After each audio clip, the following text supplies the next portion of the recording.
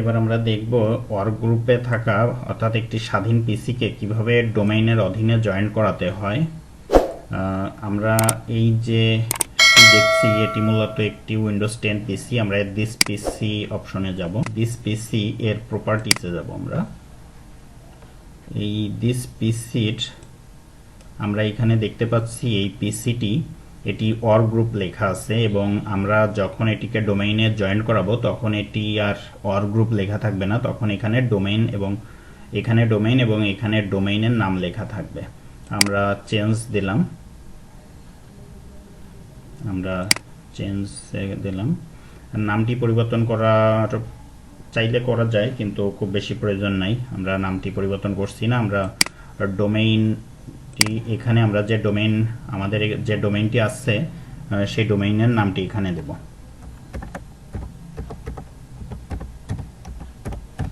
corepc.com এটি আমাদের ডোমেইনের নাম। আমরা এবার ওকে দেব, অর্থাৎ আগে আমাদের ওয়ার্ক গ্রুপ ছিল, সেখান থেকে আমরা ডোমেইনে গেলাম এবং ডোমেইনের নামটি লিখে আমরা ওকে দিলাম। আমরা জানি যে আমাদের ডোমেইন পিসির ডোমেইন কন্ট্রোলারের যে ইউজার নেম সেটি বাই ডিফল্ট অ্যাডমিনিস্ট্রেটর হয়। অ্যাডমিনিস্ট্রেটর এখানে আমরা পাসওয়ার্ডটি দিব।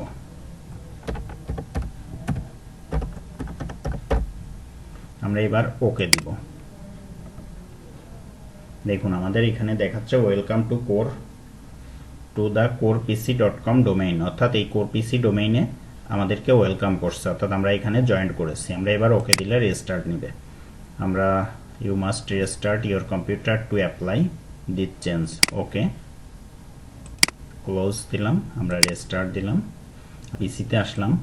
এখন আমরা দিস পিসিতে যাব। আবার আমরা এই দিস পিসির প্রপার্টিসে যাব। দেখুন আমরা এখানে দেখতে পাচ্ছি পিসির নাম আগে ছিল দুইটাই, কম্পিউটার নেম এবং ফুল কম্পিউটার নেম দুইটাই ছিল রোজ। এখন কিন্তু দেখতে পাচ্ছি কম্পিউটার ফুল নেমের পরে rose.corepc.com অর্থাৎ আমাদের ডোমেইনের নেম।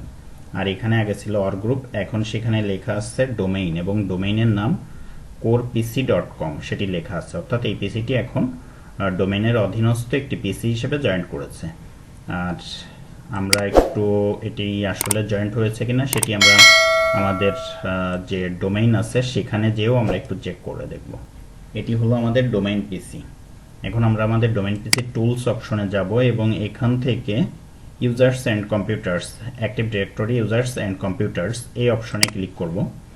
এই অপশনে যাওয়ার পরে আমরা একটু লক্ষ্য করব যে এখানে দেখুন আমাদের এখানে যাওয়ার পরে আমাদের এই যে কম্পিউটার অপশন এর ভিতরে গেলে আমরা কিন্তু এই যে ক্লায়েন্টের নাম এখানে দেখতে পাচ্ছি, অর্থাৎ এটি কিন্তু এখন আমাদের এই ডোমেইনের অধীনে আছে এবং আমরা চাইলেই এই ক্লায়েন্ট অর্থাৎ রোজের যে কোনো কাজ আমরা এখন এই ডোমেইন থেকে নিয়ন্ত্রণ করতে পারবো, অর্থাৎ ওই পিসি কি করতে পারবে না তার সবকিছু আমরা আসলে এখন এই ডোমেইন থেকে নিয়ন্ত্রণ করতে পারবো। আজকের টিউটোরিয়াল ছিল এ পর্যন্তই। নেটওয়ার্কিং, সার্ভার, লিনাক্স সহ আইটি সেক্টরের গুরুত্বপূর্ণ বিষয় জানতে আমাদের চ্যানেলটিতে সাবস্ক্রাইব করুন। ধন্যবাদ সবাইকে। আজকের মতো টিউটোরিয়াল